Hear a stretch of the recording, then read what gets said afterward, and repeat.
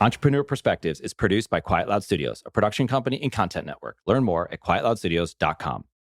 Matt, I appreciate you chatting here with me today. And I want to start something off because I was like learning about you and what you've done, where you've been. A video came up where you're on stage with Michael Crow at Arizona State University. My son is a rising senior, as we're speaking about this, at Arizona State University. And you have a background at Harvard and Stanford, right?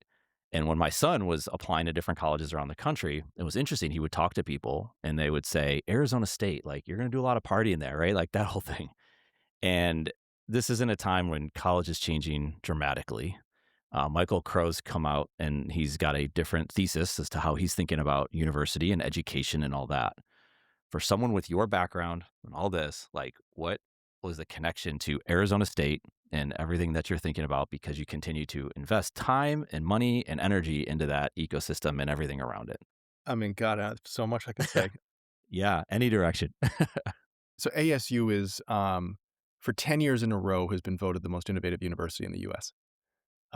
20 years ago, Michael took the helm, and it was a party school 20 years ago. And it's funny how long it takes a university to shake a reputation. But just it reminds me of when Bill Gates was like so far beyond the richest man in the world, like number two was so far behind him that like just for it was what 10 years, 15 years that he was in that position. It's the equivalent with ASU. They are so far beyond anyone else in innovation and education that there's just no one who can take that spot from them. And the core of it comes down to Michael. I mean, on many, many levels, Michael, he is an extraordinary force of nature. Oh my God. But the core of it is he has a philosophy, which is that most people, most universities, Harvard, Stanford, among them, pride themselves by how exclusive they are. So the acceptance rate, the lower the acceptance rate, the better the university, right? Well, another way of saying that is that the more people we reject, the more people we don't educate, the better the university we are. And Michael's philosophy is no, the more people we educate, the more we fulfill our mission as an educational institution. And so his uncompromising, unwavering stance has been to educate as many people as possible and to find the innovative solutions that allow us as educators to both increase the quality of education. So if you look over the past 20 years, the quality of by every measure, the quality of the education has increased. And they are now, I believe, the largest educational institution in America, the Yeah. largest university in America. And so he's achieved it. And yet if you ask him, he's just, a fraction of the way there, because his goal is a world of what he describes as realm 5 learning, which is Yeah. infinitely scalable, infinitely personalized. And as a byproduct of infinitely scalable, we talk a lot about infinitely affordable education. Um, but the crux of it basically comes down to, really one line in their charter, which is that, everybody deserves the best education. Yeah. So you come in, right, and you see it as someone with your background that it's not the norm, I guess, that someone like you would even like give that the opportunity, right? And that's where education's changing so much right now. And it's like I said before, it's been weird to watch people's reaction to someone at that school. And and I had another child go through through that college application process last year, and just even the systems, like the innovation thing, is always like you always wonder, is it legit? Is it marketing? Is it branding? And not just for Arizona State, for any university I'm talking about. Right? We're going to claim number one here. We're top 10 here. It's all important. I get it. It's branding and marketing.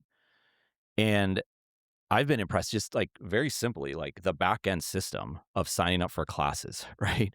Like registering for your dorm. And I did some research on this because I'm looking at these universities, just like name schools. I don't know exactly, and they could have changed it since I've looked. Duke, UVA, Tulane, the list goes on. Ohio State, like University of Texas. Their systems are archaic in nature compared to what Arizona State's putting out. And I was just like kind of floored by it. And I heard Purdue's got another one, which is a big engineering school, right? And so to me, that was like, that's like a little notice. And that was like, I'd walk around campus and just kind of see things. And I see the innovation lab, I see the engineering lab, I see the people that are coming to speak on campus, like whatever the space exploration, all this stuff. And I'm like, there is something to it. Now I know at school, the university or the students might say the buses aren't even on time. So how are we number one for innovation, right? There's always going to be at something so large that maybe they kind of joke about it, right? It's like anything else. Like if our football team's not good, we kind of joke about it, whatever. I, it's just, I guess it's fascinating to me because there's like there's on one side of it is okay, Stanford, Harvard. On the other side, we have Arizona State, and then you go to the schools, and the parents are looking. It's like, no, no, no, we need to get the prestige on the sweatshirt. We need to be able to go tell people about it, and that's not the only reason for it. So I guess I want to sit there a little bit longer for like for your stance on it, like and other people's stance on it when they look at education, because there is so many opportunities, whether it's community college or state flagship state schools or small schools that no one's ever even heard of, right? It's like what you do with it. And we'll get more into like, well, now you can prove credibility more than just like, oh, it's on a piece of paper, right? Like you're nodding along. What's coming to mind for you? So the way that we look at education, it is first of all, it's got to change, and obviously that's kind of an understatement, and it's almost at this point trite because everyone sees that it has to change. Right. But there's no one in the world that is changing it at the collegiate level more than ASU. There's no one that embraces that more than ASU. And again, it is not just Michael, although an institution is a reflection of its leader. But when we work with multiple entities across that ecosystem, and the types of things that the openness, the creativity, every single team that we work with, like it is imbued across all of the leadership layer. And that frankly is the thing that has impressed me the most about the institution. It is like everyone we speak with is coming from a stance of there is a better way, let's go find it. Um, I'll say that, we could work with Harvard. I was just there for my 20th reunion a couple days ago, I guess 2 weeks ago. We could work with Stanford. I adore Stanford. But there's no one that I have found in the university system that is willing to innovate and adapt more, and then also has all the resources to bear, because now that it is the largest university in the world and one of the top medical research institutions, I mean, it is like like by every measure extraordinary. It's almost like an aircraft carrier fleet that we can bring in. In other words, you can pull from all of these resources, and we see in a world where, the giant tech companies accrete more value because they have all these pieces that they can bring to bear. It's hard to compete with Google because they can bring all of this, to the fight. ASU is the equivalent in higher education. Yeah. When it comes to like getting the prestige, the Harvard, the Stanford, whatever, the Duke, right? Like that can get you in the door, right, to your first job, perhaps. And as I listen to you speak, like, because someone could say, well, yeah, it's easy for you to say, Matt, you went to Harvard and Stanford, so that helps you get in the door, right? Where someone says, well, yeah, I went to the flagship state university and I can't get a job, right? Those types of things. And obviously, that doesn't suggest that you didn't work hard and do all these things. It's just someone who goes to a Harvard is like, yeah, easy for them to say because they're able to get the job. If they want to be in finance, they can go to any bank in New York City and get the job that they need to get. Um, but I would imagine, or you can answer this for yourself, like that's changing and changing fast in that the people that are hiring and maybe certain industries are behind, right? Like some of the tech companies are like more of like, what have you built? Like, show me your GitHub and then let's talk about that. Is that true, or is that just something people from Harvard and Stanford are saying now, right? You get what I'm saying? Yeah, so I'll give you the two extremes, right? So like if what you want is the prestige job, you want to go work for Goldman, or you want to work for McKinsey, like the prestige path is a good way to the prestige job. That was I mean, cohorts of my students, my peers graduating from Harvard went off into that career. Um, but the nature of employment is changing so dramatically, right? In a world of AI, like really, what is the role of McKinsey? It's going to fundamentally change when you can in 15 minutes and and ChatGPT deep thinking get the same quality report as McKinsey. And so the nature of the workforce is profoundly changing. And so in that world, the real question is, and outside of that kind of elite layer, which I will say that there is value to it. It's not, I'm not saying that there's not value. If you can go to Harvard, go to Harvard. I'm saying that most people can't go to Harvard by definition. Harvard is trying to exclude most people. What is it? 97% of people who apply get rejected. And so what happens to the other 97%? What happens to all the people who don't even aspire to apply? And so how do they get jobs? And so let's go back to what you mentioned about GitHub, because I just think GitHub's one of the coolest things in the world. For those who don't know, GitHub is basically the community platform where software engineers build their software. It's where they the code repositories are there and they collaboratively build there. There are 150 million people on GitHub building. I didn't know there were 150 million engineers in the world, and there are 150 million people in GitHub building. The number one engineer that we ever hired, one of the things we do, not to get into a side tangent, is we've built a desktop operating system focused on emerging markets. It's the thing that led us to what we do now, which is around basically harnessing the power of game making to teach 21st century skills, including AI power use. But in the operating system space, the number one engineer we ever hired was quantitatively, like you could see objectively in GitHub rankings, the number one engineer on the Linux desktop stack that we were building upon. And the interesting thing about Jasper was he didn't have a high school diploma. And so we were hiring at the same time a bunch of Stanford undergrads who super smart guys, awesome people, and by the way, they were all guys, coming out of the best program in basically computer science program in the country. And when you compared them, there was no comparison between the best pedigree and the kid without the high school diploma. Jasper, far and away, like when we had the hardest problems, like reverse engineer, like Linux ARM drivers, like that was who we would send into those hard problems, was the kid without the high school diploma. And it was because he had actually spent his years building in a community that reflected the real world. And then you had a bunch of students who took a textbook exam and built a small little kind of database project and then threw it away and never knew what it was actually like to build in the real world. And I think that symbolic in the space of code, that symbolic representation of like A/B test, GitHub University versus Stanford University, GitHub University was the better university. And I would say that that exact same educational system for basically any applied learning where you actually are doing real things the way you do in the real world, is certainly something that should be infused through more traditional education systems. Was that hard for you to make the decision on Jasper? Not you specifically, maybe the organization, the group, like someone's like, well, yeah, but no. It was one of the easiest hires we'd ever made because we hired the head of the Red Hat desktop team. And my philosophy on hiring has been find amazing people and then have them find amazing people. And so I asked him, who was your number one engineer? Who would you hire? And he's like, there's no question, Jasper. So we were taking no gamble. He was very clearly the hire to hire. That was the proof. The proof Yep. wasn't the degree. Obviously, there wasn't one. There wasn't even a high school degree, which for some people would be like, no, we can't do that.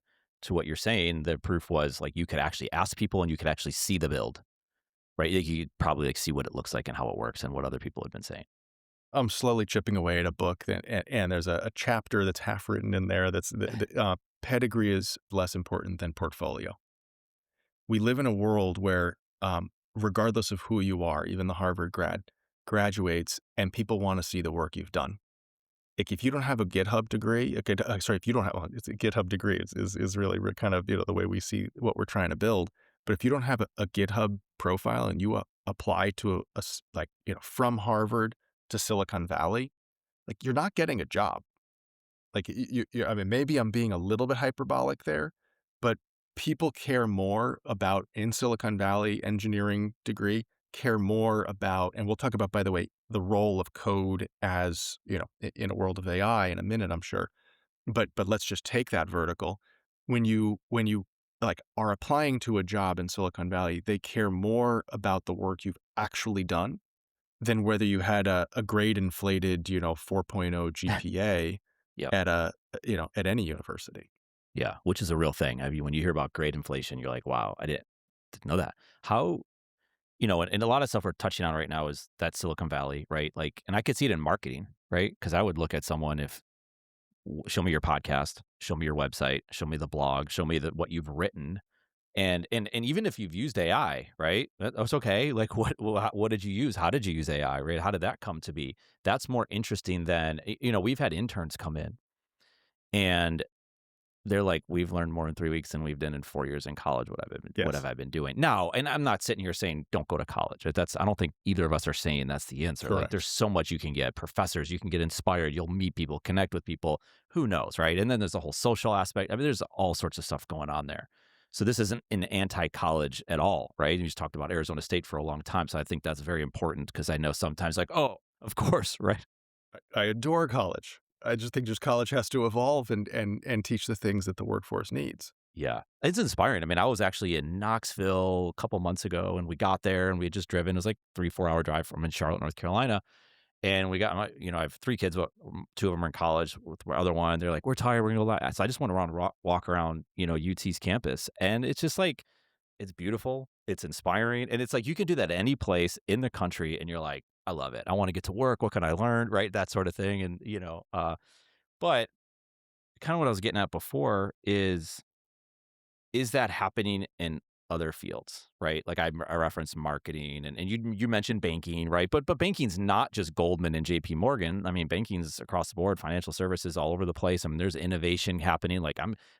Before we got on here, we have an insurance business. Talk about an industry ripe for disruption. I mean, if John Hancock and Prudential don't want to change, there's someone out there that will change it for them. Right. So where are we in that path? Not in changing the insurance industry. If you want to go there, we can, but in the different fields, not just because like Silicon Valley's seeing it and they're saying, I don't care where you went to school. I don't care if you went to school at all. Show me what you built. Is that happening that you're seeing in other fields as well? Yeah, so there are 3 billion young people under the age of 25 years old. A world in which the vast majority of them are prepared for a world where AI is at the center of the workforce is going to be a very different world than a world in which, frankly, AI does a lot of the jobs that people are doing today. And my perspective on it is I think it's kind of civilizational type stakes. And I don't mean that as like the robots are going to come and get us. I mean that as like unemployment's going to come and get us over the long arc. And you're either going to have mass unemployment or you're going to have, teach people how to be power users of these incredible tools in the modern workforce and the modern workflows. And you're going to have, a couple billion superhumans enabled by genius Yeah. scale data centers.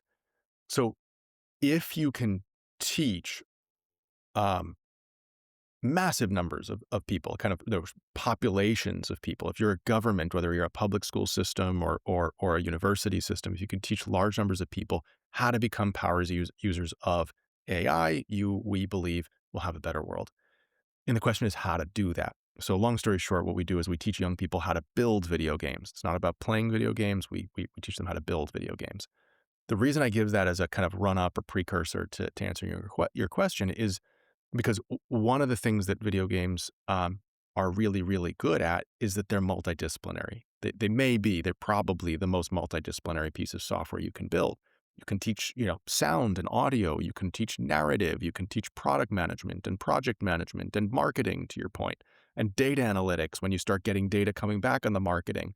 Obviously, there's code in there, but there's also 3D modeling and, there's industrial applications. They are incredible as kind of the foundational skills, both along the life cycle of the entrepreneurial journey and through the individual skills that you learn across that life cycle. And so going to your point, that is absolutely right. Like the marketer, let's talk about marketing. The marketer who has learned how to harness AI across and the entire workflow and has teams of agents working at their behest, creating, differentiating, which audience they're going after, creating potential messages for each audience, images that go to it, you're piping it into Facebook, you're getting the data on the back end. You've got all these kind of chain of agents. That's the person you want to hire. So if that's the person you want to hire, then why aren't we teaching more people how to do that? And the answer is largely because the people in the educational systems that teach today are some combination of scared and intimidated, rightfully so, by this thing, or they simply don't even know how to do it themselves. And so until we create a system that makes it easy for lots of people to deploy it, and isn't intimidating, isn't scary, but is actually exciting because you realize that all of a sudden you have a new toolkit and it's the toolkit that is going to get you the job on the other side. Until we have a way of doing that at scale, then we're not going to be able to teach people at scale. So that's why I care so much about this mission is because I believe that it's maybe I think too hyperbolically, but I think it is civilizational scale. If we succeed at teaching everyone these skills, all will be well. At least we have a Yeah. shot of everything being well. Right. If we don't, I don't know how we do. And that's why you have to get to more people, like in Arizona State comes to play, like you just said. That's exactly right. So that's a great segue actually back to ASU is there is no other university that is thinking that way. Like, how do we get to everyone? Yeah. Why? I mean, you said it kind of before. I mean, the exclusive aspect of it, or whatever else, or the resources. They, like you said, maybe they're scared. Like, if we open this floodgate, then what happens? Are we replacing ourselves? I don't know. It's a mindset. Harvard's got, what is it, a 50, 60, $80 billion endowment? I lose track.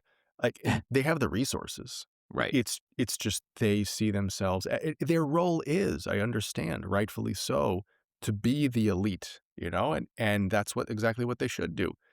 And then there are other people, and not many of them, and really kind of ASU is very much the leader of the pack that see if our job as an educational institution is to educate as many people as possible, then we have to figure out in this world with all the tools that have been given to us by technology, and the ways in which the world has evolved, how do we educate as many as possible? Yeah. And it's interesting because would you have that many people go into a university or any college? I mean, there's always, even if it's 3,000, that's a lot of people, right? And on campus in Tempe, for example, they have like 65, 70,000, and that doesn't include online and all this. You're going to have different people with different interests, students with different interests, and some are going to be engineers, and some will be communicators, and some will be introverted, and they're teachers, and they like history, and they're whatever. And I think kind of like you're saying before about the video game aspect, it's so right because there's so many layers to it. So you get the really good game developer, but maybe that game developer is not great in a room, a networking and going and walking up to people. And then you have someone else out here who's like not really a great developer, doesn't understand engineering. Like you start using words like, I have no idea what you're talking about, but happy to go talk to any of these people in here, talk to investors and all that. And then everything that goes in the middle, you have writers, you have thinkers, builder, like whatever, historians, like you name it, that the communicator becomes an important part of that piece as well. Exactly, and the soft skills of working across these disciplines, that is the work. The engineer that goes in the corner and doesn't know how to communicate is not as effective in an organization as the engineer who knows how to communicate with the designer. The designer who has no sense of product and engineering constraints is not as effective as the one who understands how to tailor their designs to the realities of what it takes to build something. And then the act of collaborating across many people, like, that's what that is what work is. Yeah, yeah, yeah, yeah. Yeah. I think it's funny that school sends all the designers and artists off into one building, and they all learn to speak the same language, and then it sends all the engineers off to another building on the other side of campus, and all the engineers learn to speak their language, and then they enter the working world, and they have to talk to each other for the first time ever. Right. That's crazy. Yeah, Like, why don't they collaborate from day one, all 4 years of school? Like, doesn't that seem to make more sense? it does. Do they you would know, it's Arizona State, and I could see this as well. Are they doing that? Like inviting, like, "Hey, you major in" I don't pick a major, and come to our engineering lab or send the engineering students to the theater department, right? Like, who knows, it might be there. Yeah, so the school that we work with specifically in ASU is it was the Arts, Media, and Engineering, program, and then they added games as part of our partnership, so it's now the GAME school, the, Games, Arts, Media, and Engineering School, the GAME school. They actually changed the name of the school. And the whole point of that school is exactly that: arts, media, engineering in Yeah, one yeah, school. yeah, yeah. So you walk in and it's the coolest stuff. They've got, kids who are doing like motion capture, dressed in their outfits, capturing the data. And they're doing their, kind of motion movement, their kung fu movements. And then they have to figure out how to take the information that comes in and smooth the data. And there are algorithms that allow you to smooth the data. And they describe that those same algorithms that smooth data are the same algorithms that you would use in an MRI when you're smoothing data, or on Wall Street when you're trying to take all the little micro movements of the markets and you're smoothing the data. And so what they do is they merge, they find those intersections, and then you realize that you internalize and become much more effective because you intuit the nature of the algorithms in that case that you're learning. Yeah, that's amazing too, because if you learn that, whether it's the MRI or some financial table or whatever that might be, that student might get interested in that. And it's like, oh, all of a sudden I was always interested in the markets, right? And then that's the way to New York City and working for the New York Stock Exchange, right? Like who knows? And it started over here because you're working on a video game. Like, oh, you work in video games? Like, what's that? And then, yeah, like there's who knows where it leads to. So back to your question earlier around, finance and people's on-ramps into finance, like which one do you want? The Harvard grad who did really well on, I don't know, the private equity, class and, and got an A in it, or the person who actually has, run the numbers, run the math, knows the formulas, intuits them, can apply them, with fluency and fluidity, you know, it's a different hire. Yeah, it is. So, and you referenced code before. because for so many people when they get started, like you listen to Anthropic, right? And they're like, well, I don't know what the number is today. 80% of our code's being written by AI. You're like, holy shit, that's crazy. So Yeah. what does that mean for the rest of us? And they understand it and they've studied it and they've been in there with it. So then you open it up and like just created a custom coded website recently and just to understand how this thing works and where we're going. So I've been working on this project for a while. And there's certain things you're like, well, I don't understand what that means. It's like, you don't have to, but we'll explain it. Here's what it means. So you understand it. And then you kind of build, and like you said, and then you're going out to GitHub and Vercel, and then all of a sudden just deployed the website. And you're just like, hold on a second. I didn't train, I didn't go to engineering school. And in many respects, you like, I just felt like an engineer right there. And then you're like editing it and changing it and you're like learning Yes. things. And I would hire people to say, okay, can you get on our WordPress website? And we need to make this look like how I've created it. It could be simple things, but the little things matter, right? Like the links have to go properly and and the meta has to be right. And they could just never get it exactly how I wanted to. It's like, well, oh, they get you the midfield at least and that helps you out. Like, okay, sure. But now you do it this way using Claude Code and all these other, right? Like I said before, GitHub, Vercel, and on the list goes on, and it just does it.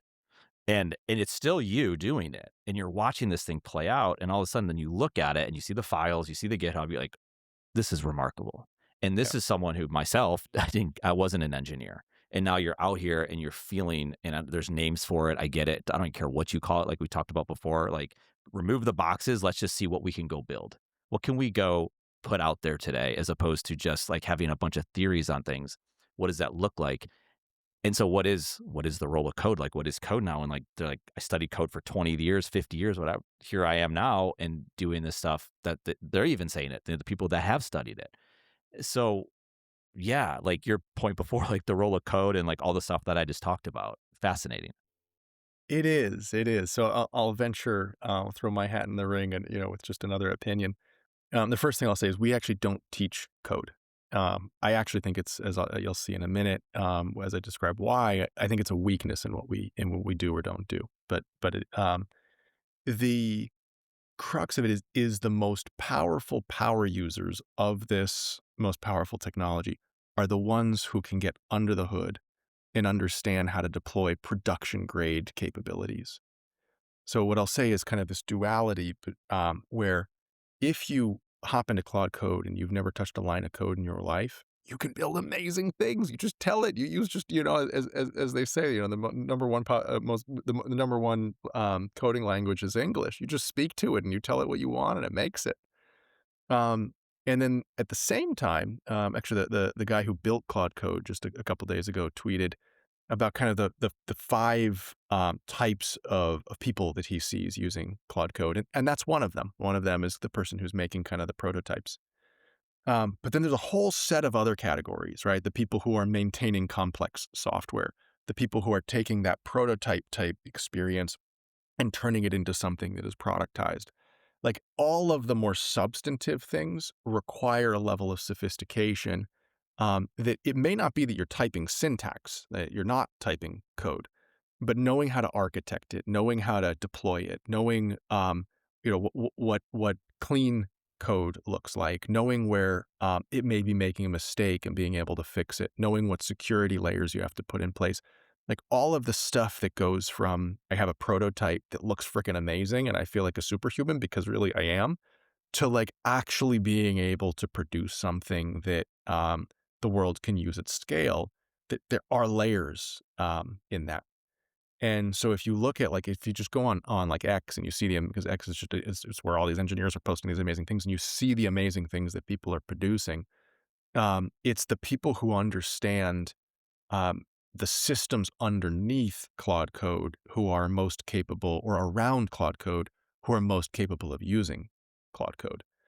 Um, and so I'm actually a believer that in this world, basic technical fluency is actually the thing that makes you the most powerful. It's the power skill. You don't need it, but it's the power skill. And so that's why I actually think it's a weakness of ours that we don't systematically teach that right now. I hope to change that in the future, but I think it's the power skill. What's your feeling? So you're watching all the news happen, right? And I don't know where it's like schools are taking out Chromebooks, right? They're taking out iPads and phone. And I get it, right? There's an aspect of having your phone and everyone's just on TikTok and Instagram and they're scrolling all day, right? That's a side effect of all this stuff. What's your take on that? Like, I don't know. In some regards, it seems like that's the issue is like, what are we teaching, right? Kind of going to your point in developing, as opposed to just get rid of the devices. Understanding there's a huge mental health crisis and a loneliness epidemic and all this stuff going on. That is all very real. So you're at the forefront of it. Like, what are you thinking? Yeah, so there are the things that I feel confident about, and then a lot of things that that I don't know the answer to. Things I feel confident about. We have a 5-year-old, a 4-year-old, a 1-year-old, and another one coming. All boys. Yeah. We're in the middle of, There you go. and we don't give them screens. They basically Yeah. don't touch screens, aside Right. from I don't know, Saturday morning cartoons kind of thing. When they're young, go learn from the real world. Go Yeah. climb trees, go find bugs. Go, I don't Yeah. know, Yeah. trip and fall and scrape your knees. Um, And then when someone graduates out into the world and they're 20 years old, they will sit in front of a screen for 8 to 10 hours a day and they will do their job in it. And so somewhere between my 5-year-old and a 20-year-old, like somewhere in that is a need to teach people to be able to do the thing that they will do in front of that screen. And the more powerful they are at that, the better they will be, better they will do in life. And so, where along that curve that happens, I don't know. What I will say is that the most proficient users, we just had a team retreat this past weekend, this past week in Vermont. And there were 3 people who were clearly some of the most proficient users outside of the engineers in that room. And they had all learned how to basically code and be power users of this stuff at between 8 and 12 years old. And at 12 years old, your brain hardens. At 12 years old, you go through puberty and you absorb things differently. So like with a language, Henry Kissinger learned English at 13 years old when he moved to the US and he had an accent his entire life. His younger brother moved at 11 years old and has no accent. And so what you learn, like Elon Musk learned at 12 years old, Bill Gates learned at 12 years old, Mark Zuckerberg learned, I think, younger than that. So teaching people how to be power users of this stuff at that age is really, really important, which again, I think is a flaw of what we do. We focus more on college and high school. We don't go that young. Um, with that said, I'll say that the type of screen you sit in front of and what you do makes all the difference. If you are sitting in front of social media on your phone, good luck. Like my kids won't have a phone for as long as I can freaking keep it away from them, Yeah. pardon my language. But they will get a computer before they get a phone. And it won't be a Chromebook because a Chromebook is a browser, not a computer. Yeah. Well, I think for schools, they're using Chromebooks because they're cheaper, right? Some sort of access they can get, which becomes a whole nother question, right? Like the divide, the educational divide, the access Correct. divide, right? Like, yeah, that's obviously concerning because people are going to level and skill up at a rate that's much faster. The kid with a real game engine, a real IDE, a real 3D modeling software, like real tools, professional grade video editing software, that young person, which by the way, none of those run on Chromebooks, that young person will be a more capable young person than a Chromebook. And it's not just the hardware cost, because I mean, literally, we have an operating system that functions literally on like Raspberry Pis all the way down, all the way up clearly to Chromebook grade hardware. It's more nuanced than that. But it is Chromebooks. I think Yeah. I don't want Yeah. to You're not speak fan. too, Yeah. too much of Chromebooks, You're but good. Yeah. Yeah. I get it. get your kid a real computer. Yeah, get a real computer. Gen Z sitting in the middle of all this, right? Graduating college, going they're like, wait, we missed this note. Like, where was Matt when I was 10, 11 years old, telling my parents like this is the year. Okay, so we're past that, and sometimes it's just like, hey, what are you gonna do, right? Like, okay, so pick up the pieces, move on. Let's not give up, right? Obviously, but like, and you're working with kids, college age kids who missed that note from you 5 to 8 years ago. Um, what can we do? What can they do? They're like, hey, I'm studying X and now I'm finding out like the jobs are changing. This job might not even be here, the direction I'm going. Can we still get a computer and start working on these things? Like again, like I just told you, like, wasn't that long ago, we just custom coded a website. I never coded a website, I was using WordPress before. All of a sudden we're doing this. So it can change. Like people can put in work and all that. So what's the Gen Z to do who's at that age where they're past that point? So let me talk maybe about the generation above them for a second, and then Sure. let's go to Gen Z.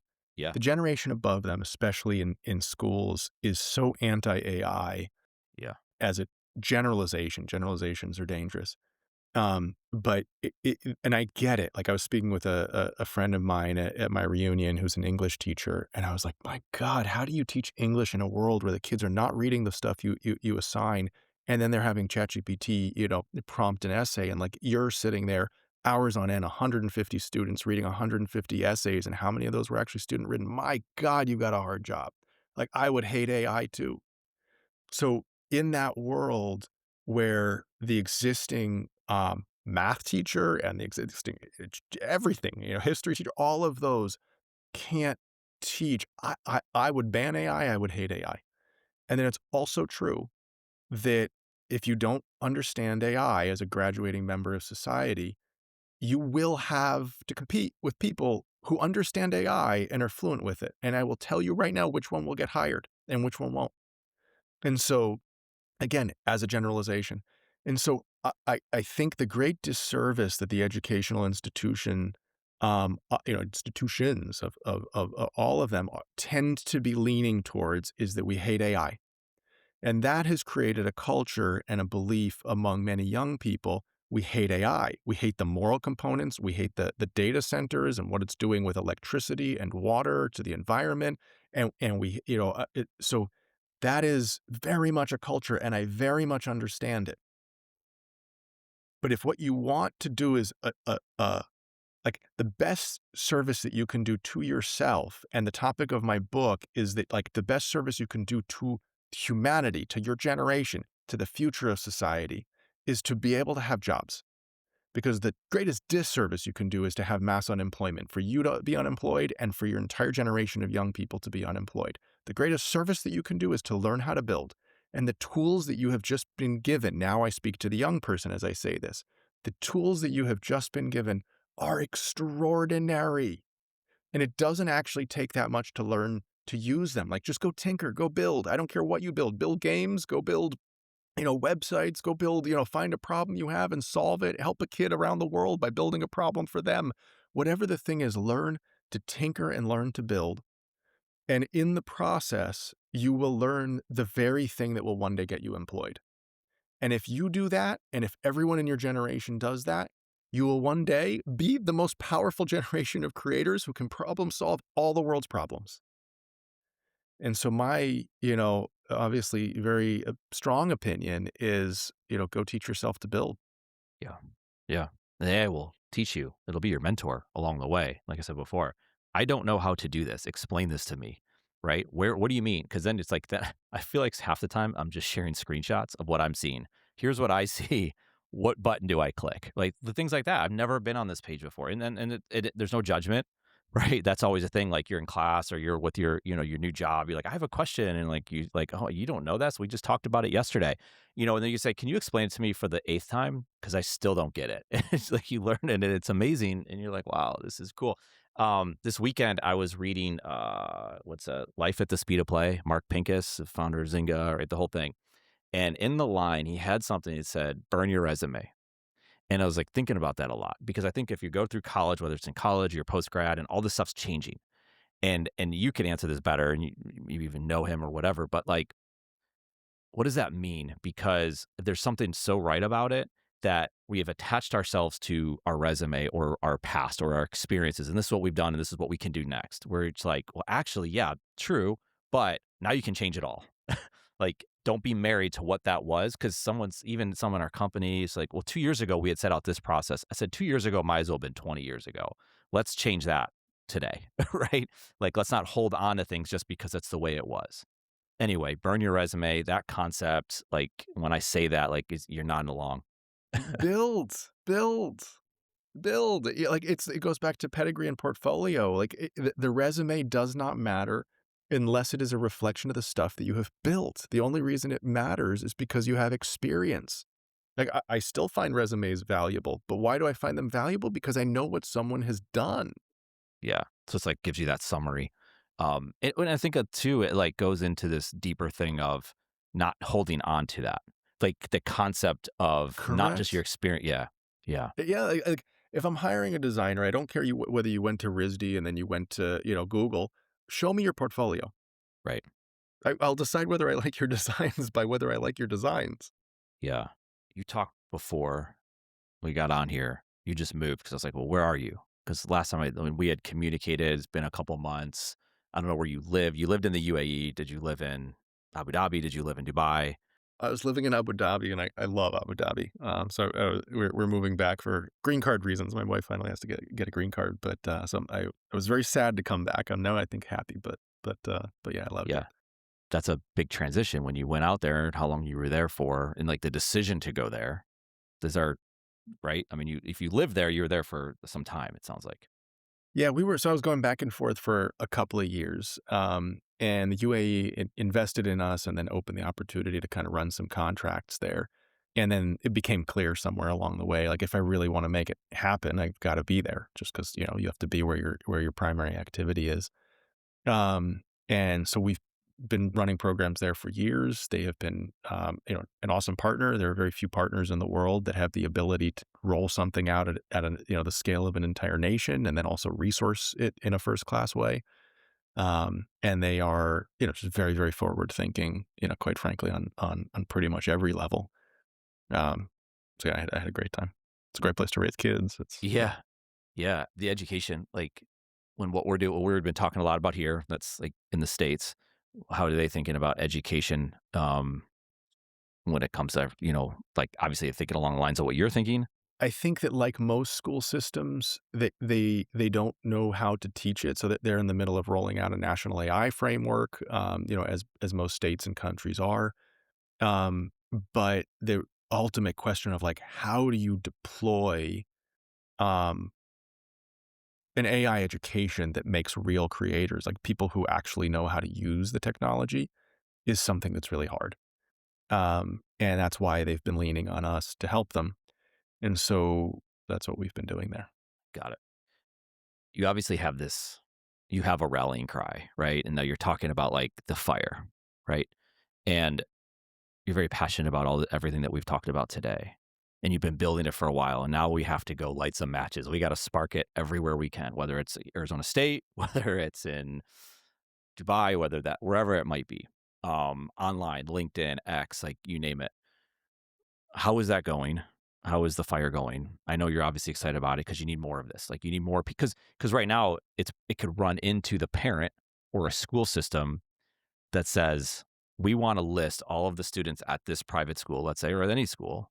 They're going to these universities, and that's what we hang our hat on. That's the most important thing that they're going to these schools, as opposed to look at what they've built. And the school like almost doesn't matter. Like I've seen private schools before. There was a kid who wasn't going to go to college. They were going to take a gap year and they were going to go travel wherever they were going to do. And the school actually applied to the college for the kid, unbeknownst to them and their family. Right? That's interesting because they wanted 100% of kids going to college. That happened. Now, I think that's changing fast because I think I see private schools now actually promoting gap years and different things and they're building engineering labs. So there's amazing schools out there that are doing great things. It's just that was a side note, but that's a real story with a real family and real kid. Um, yeah, like where does that take you? All of that. Yeah, so we just moved back to the US about 3 months ago, and our goal in moving to the UAE really was, kind of establish, I didn't wanna chase the venture curve. So I'll kinda walk this is the Entrepreneur Perspectives podcast, so I'll walk into kinda, Yeah, I love some it. of the entrepreneurial, live stuff we're grappling with. I didn't wanna chase the venture curve, which is basically just a valuation, kind of vanity metrics curve. I wanted to build something real that could sustain. I wanted to be able to make the right decisions for our mission rather than our investors. And so what we chased was contracts, which was hard, very, very hard, years of slog, so that we could build the underlying systems, tools, technologies, curriculum, team, all of that to be able to then scale. Um, Up until basically now, everything that we do, we've done through partners, and those I will say we have a company and we have a foundation. The foundation's goal is to spread it to as many people as possible, and so reduce the cost to nothing. The company's goal is basically build kind of the flagship, best version of it. And each one is building technology that allows you to scale in those respective places. And so like the foundation, for example, is working in Jordan where there's no money in Jordan, especially with US aid pulling. And so it's like, great. Okay. How do we still get to every kid in the country? And we're right now, 10Xing the pilot that we did last year, working with the Ministry of Education and the Crown Prince Foundation. And so kind of really different contexts. This morning, right before this, I was talking to someone in India, which is connected into, I think, 300,000 schools or something like that. I mean, just massive distribution. And so our goal basically is to create a system that can infuse its way into those kinds of places. But to date, everything that we have done has been B2B. And so if someone shows up on the website, there literally is nothing for them to do. Obviously, that's a weakness. Yeah. And so as we enter the US, and I come home, I also come back home to a very different country. The US, when we began this journey and this, formation, it was many years ago, and the US has changed and needs it. I'll say like yesterday, or 2 days ago, I was going for a run up in Vermont. I mentioned I had our team retreat up there, and so I went for a run. I stopped in a tiny little store, and someone there was telling me, this old man with kind of the big grizzled beard, and was describing he sold little silver charms, and he said, the price of silver is 3x, and so he basically has a little bit of silver left over. He'll keep making it until it's run down, and then he can't. His business is no longer viable. So he's starting to sell Mexican snacks because he's hoping that will be his business, his livelihood. And then started telling me, that evolution is bunk and it's been proven to be, and sort of kind of, there's a snapshot of a human in a dire situation, like without much hope, without much opportunity. And I went for a walk down the street and I saw a kid in the driveway, a little probably 10, 12-year-old kid. I was like, that kid, unless something changes for that kid is going to grow up to be like that old man. And so, unless society figures out how to bring that kid in the middle of Vermont, in the middle of wherever it is in America, inner city, rural, country, into the modern economy to be able to do the sorts of things that you were describing you can do. And like, unless that happens, I don't see how we have hope for that kid, and I don't see how we have hope for America. And so I am right now in the middle of some kind of deep introspection around how is it that we bring it to America? And how is it that we bring it to America, frankly, even if it's not the best business model in the world? Because America needs it. And so that's very much, live where we are. Yeah.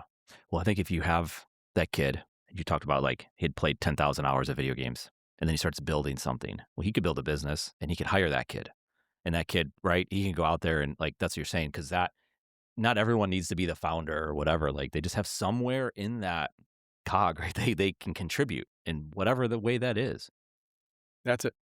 and That's be exactly anywhere. it. Like, and you can live in and, there's gonna be a time when you can live there and you'll have internet access and like Starlink or who knows what it will be, right? And you can participate as opposed That's to it. being totally off the grid. Yeah. That's exactly what we're trying to do. Kind of like the idea at Arizona State or whatever university where like they're everywhere. Okay, let's bring them together, an idea, and someone just walked in. And I think it would be like, I tell my kids, like, you're at college, take advantage.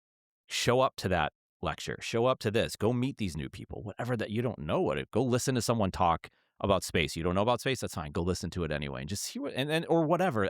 It's sports, so it doesn't matter what that is because that thing might be like, oh, that's interesting than the person sitting next to you. And that's, I think sometimes I'll speak like that. You try the same as a father. Like a lot of times you're speaking to yourself too. It's like almost a reminder, right, to your future self or whatever it might be. Yeah, and that's what Mark Pincus had said in this. One of the other lines he said in the book is partner with your future self. Like you said, start building today. So then later on, you're like, now you have a portfolio because it starts with one, and then just start doing it from there. I love that. I mean, I shouldn't Yeah. say this because I don't know, I don't know if we'll end up doing this, but what's very much top of mind, and the partner with your future self, I mean, validates it or really nails it home is um, public school system in America is one of the hardest systems to work in as any kind of company. And yet I look at it like God, don't send me into the public school system working with school districts one by one. Wow, that's hard.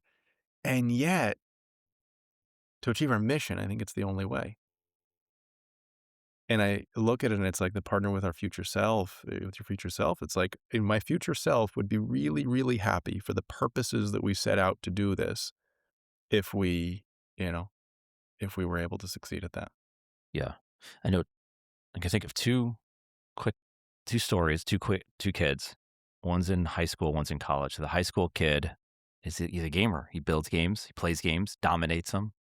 I know him well, checks out of school, can do well on tests, can do well on SATs without studying, right? Just kind of shows up. Doesn't do his best because he's like kind of bucking the system. He's like, why am I doing this? This is stupid. And then like builds games or like, and being in the North Carolina area, like just, I don't know, does Epic Games want to bring you in? Is there like something, is there a lab over at NC State or something that they could like, you don't have to go to school there. You just start building games or whatever. And doesn't turn in homework assignments because finds them just uninteresting, right? Like, why do I want to do that? And I think what you're building and what you're talking about is for that kid, right?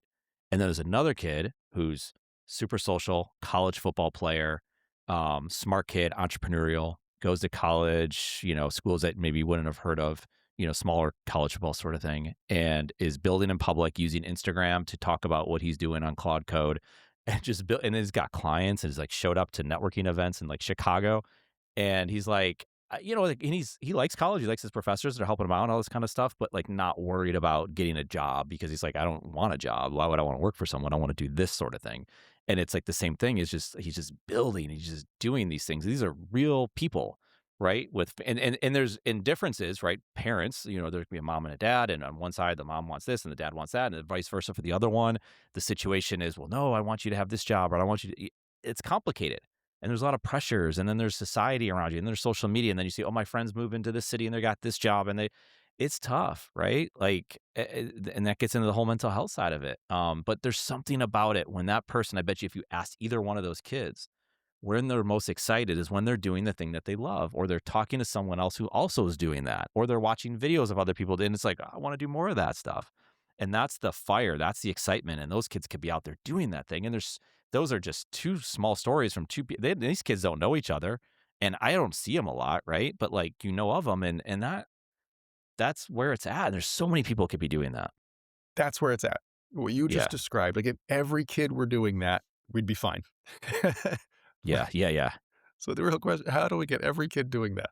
But, and I would imagine these kids could also run into problems though too, because they're like I was saying before, a parent, society, a relative might say, "Why are you doing that?" But at the same time, I could hear my father, right? Like he would have things like when he was building his dental practice, like, Don't do that. Don't take dental insurance. That's a bad idea." Right. And they innovated anyway and they did it anyway and it worked out. Right. And so we're taking risks, we're taking bets. And so I think it's not new that society's saying, no, don't do it, or there's comparison out there. But that was always something. Right. It's just, I guess, right. But like they could listen to you and like there's a fire there that you've lit for yourself and that you're helping light to other people. So, I mean, I think that's important. That's why you read books and listen to podcasts, or you get on podcasts to make sure the message is getting out there because you believe in it so much. I believe that the traditional system is fundamental and important, right? So we are in no way advocating for dismantling the traditional system. It's you need it. You need to be able to read and to write. To use the example of my friend who's an English teacher, like. And yet there's this new thing, you also have to teach that. So in the same way as you learn English and math and history, like, and sports and like I don't know, as a Boy Scout and you learn to light a fire, like literally like that all of these are important. Social skills are important. And then there's also this new thing that is very different than the workforce that we grew up in. And that's also really, really important. And it will be infused in every job, whether you're the marketer, the data analytics person, the frontier, medicine researcher, all of them. And, it's funny when you told that story, I was reminded of another kid who I met recently, the son of a friend of mine, and she was kind of complaining that, he skips his classes and he barely turns in his homework and he kind of, just kind of checked out of school. And then I got talking with him, and it turns out he got a 1580 on his SATs. And I asked, how did you do that? He says, well, I vibe coded a perfect replica of the SAT. And then it automatically knows what I need to be, the types of problems. Like it distinguishes you hear all the different types of problems. It distinguishes exactly those. It creates a million of them and then drills me on the one I need to know. And so basically I vibe coded my training software that then trained me to be able to get a 1580 on the SATs. And it's got it up online, sat.help. And like, I want to invest in that business. It's a That's great awesome. business. Right. Right. And then he told me another one. He basically created Claude Code, or Open Claw that was kind of a consumer friendly version, which looked amazing. And like that kid is going to be just fine. Like ideally, he'd also get good grades and get into a good college, and then he'd have everything going for him because he'd have the actual skills to be a productive member of whatever workforce comes, and he'd also have the pedigree. And I'm sure he will now with his 1580. But the reality also is that, like, if I were to choose between great grades on, your English test or him being able to do that and say which one's gonna better prepare him for the workforce, like, I hate to say this because I believe so much, like, I just wrote a book, I'm a writer, like, it's so fundamental, the ability to communicate is, like, part and parcel of everything, and I actually have a whole chapter in my book about the importance of elocution, but, like, the one that will get you the job in this world, I believe, looks more like the kid who can make SAT.help, get himself a 1580, and then be able to sell that thing and, do the equivalent anywhere. Right. Which is your point of find the problem, build something around it. That's what he did. That's right. I love it. What about in today, right? You talked about anti-AI, like your friend who's English professor, works at Harvard or whatever, and like in the school systems or kids, and then more actually going to the kid. And the kid might be taught by the professor that hates it, right? I don't like this, and you shouldn't like it either. And like, oh yeah, I shouldn't like it. It's using up all the water and all that sort of thing. And so they've been convinced, and maybe who knows, maybe they end up being right one day. I doubt it, but that you shouldn't use it because it's going to destroy our Earth, right? That's right. And so they don't use it. So they opt out of the system, right? There's people out there like I will not use it because of X, Y, and Z. And some of the stuff there might be some accuracy to it. It might be like highly inaccurate. It could be media driven. I don't know. But that's a real thing. So how do we talk about it? Like the water thing is an example, and I've heard people talk about it, and much smarter than me, MIT graduates from a long time ago that study this stuff, and they're not worried about it. That doesn't make it right. I'm going to stop talking. You guys see what I'm getting at? Yeah, so I mean, you can go one by one. My understanding with the water thing is that it's actually not that big of a deal because they recycle the water. The electricity is a very real deal, but you can run local LLMs, like if you care that much. But like, I don't know, you leave the lights on, you like, if there's anything, turn off the lights and start using AI and like, Right. you like I make love your that. trade that way. Yeah. Take public transport and use AI. Like the greatest risk I see, and I am worried about climate change, but I think the way we solve climate change is by innovating our way out and having solutions that mean that the next generation, as billions of people come online, literally with electricity and cars and all of that, is to innovate our way out. Like it looks more like electric vehicles than it does like turning off the AI. And if we can all upskill to be able to build the next electric vehicles or the next solar panels or the next frontier tech, I mean, that's a space I don't know. That's not my area of expertise. Um, but what I will say that, the thing I spent a lot of time thinking about is a world in which the vast majority of people do not have the skills to have employment is a world in which you have a lot of angry people. And historically, when you have a lot of angry people, you have revolution, you have war. I'm not scared of AI killing us. I'm scared of humans killing us. I'm scared of humans empowered by AI killing us in many, many ways, but it's the humans that I'm scared of. And it is the best way to protect against that is to make sure that you have broad capability, that you have broad prosperity.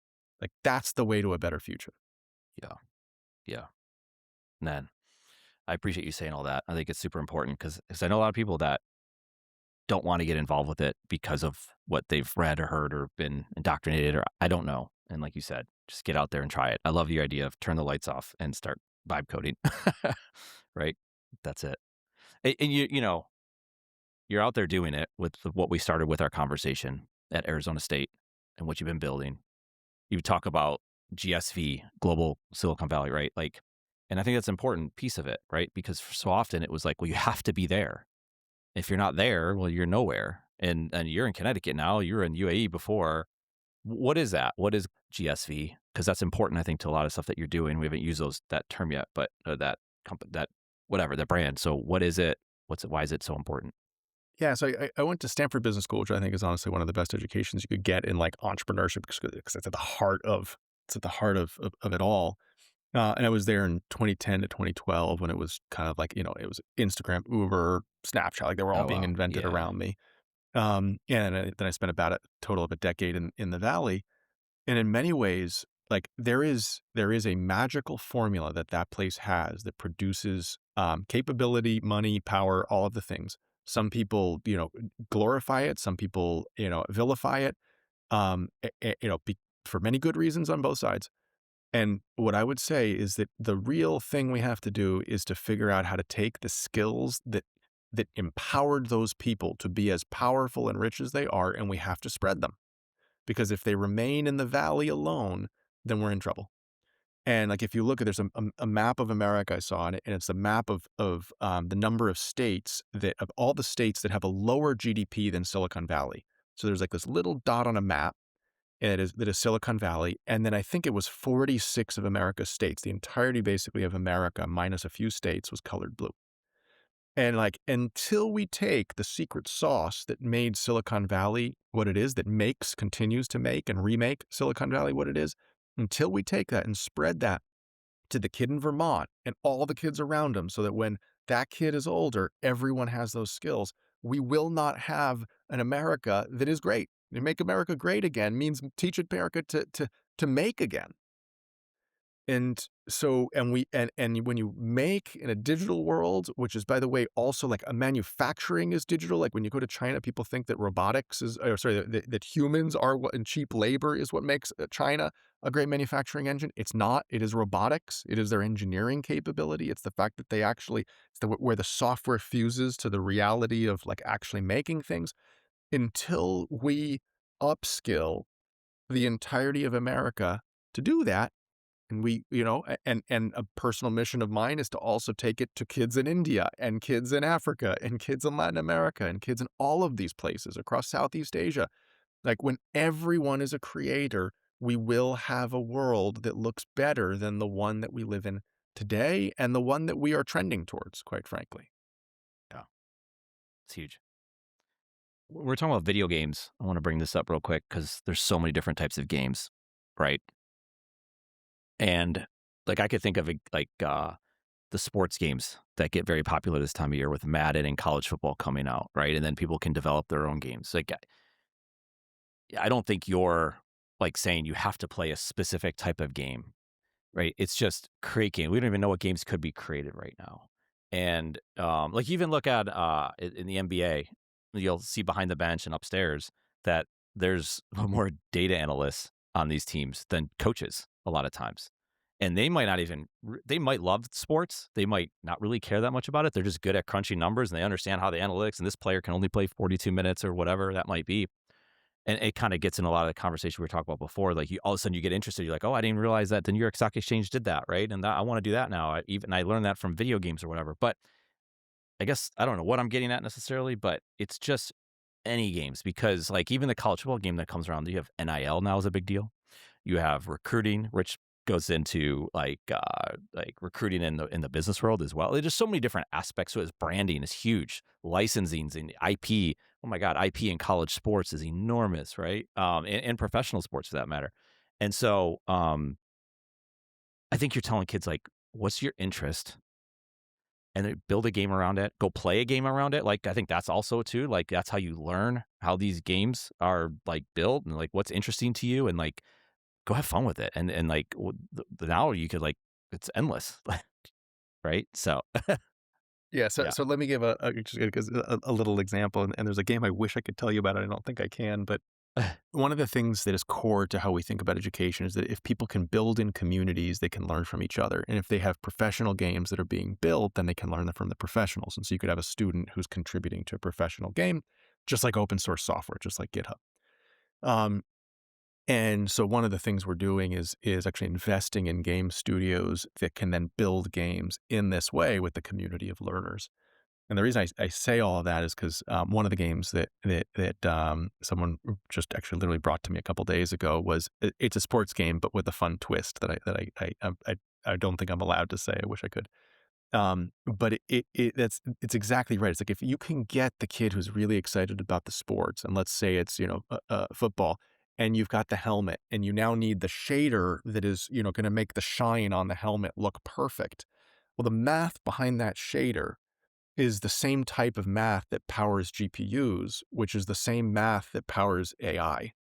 And so like the derivatives, when you say like, I love football, it turns out, okay, I like the kind of more engineering centric stuff. Well, let me learn how to do that. Now, all of a sudden I'm off and running and now I'm learning actually very relevant math that powers AI, LLMs.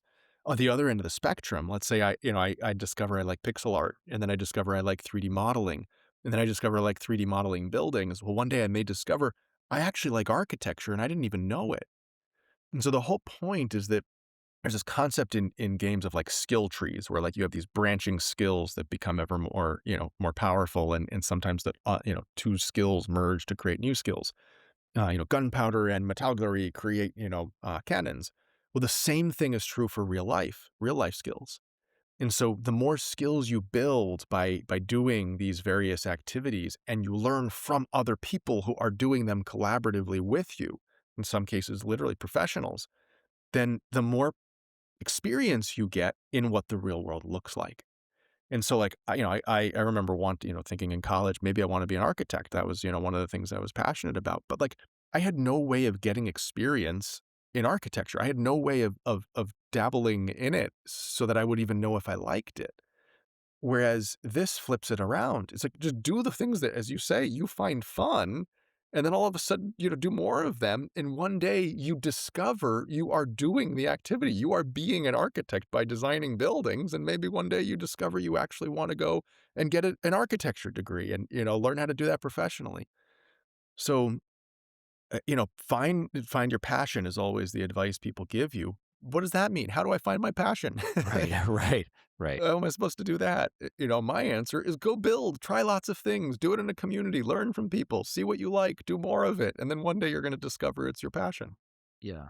And then you gotta find time for it. I know I've heard the thing, like, when people are struggling, like you talked about before, the guy making silver, and he doesn't have the time maybe to go dabble, and there's other people like that, and that becomes a problem. I guess it's giving access again to some of the stuff, a lot of stuff that we've talked about, and finding something, right? Where it gives you the access. Yeah. The average kid spends about 16,000 hours in school by the time they graduate from school. And they spend about 10,000 hours on average in games, playing games, by the time they graduate from school. They have the time. How much time do they spend on social media? How much time do they spend on TV? They have the time. The key is to take the discretionary time by using their passion. Yeah, and build something. Matt, what haven't I covered that you wanna make sure that's, like, big today that you wanna talk about? Do we get it all? Is there anything that's coming to mind for you? I'm writing a book. I'm going to post it online very soon, and it'll just be kind of early manuscript. You can check it out at anendlessfuture.com, anendlessfuture.com. And I'm putting it online wholesale, mostly because I want people to read it and also because I want feedback. So dive in, read it, see if there's anything of interest in there, and then leave a comment and give me feedback so that I can refine both the book, but more importantly, what we actually do. I love that. Just putting it out there, different versions, right? Just continue to elevate it. I was telling someone we were building a process. It's a very task oriented job. And as we're building this thing, we're on version 1.3.1 right now. And it's just continue to build. And then make your list. And I was like, this is like, now you're like an engineer, right? Like we're just beta testing this thing. And like, this is fascinating. And it's, yeah. And then, it's like, oh, it's not working right now. Perfect. Write that down. And then we'll go and iterate off of that. So it's amazing. So I love that you're not only out there passionate about it and talking about it, you're doing it, you're living it. And that's what this is. And you're showcasing like, you can do this, right? That's what this is. Like you coming on a podcast and just like talking through all these different thoughts, and I'm taking down all these different paths, and who knows what I'm saying half the time. And you're like, let's just go see where this takes us. And I think that that's what's exciting to me right now is I think more than ever, we're in that space where, like I said before, like 10, 15 years ago, or even 5 years ago, you're like, wait, what? No, you can't do that. That's weird in a lot of these circles. You're making me realize that there's a great book that was kind of Silicon Valley, like Bible, by Eric Ries, who I actually just spoke to 2 weeks ago, called The Lean Startup. And the whole idea basically is whatever you come out with, you're not going to have the right idea right up front. Like launch something, iterate it, evolve it. And for most startup types, that's the way to do it. And you're making me realize I'm kind of doing the lean book.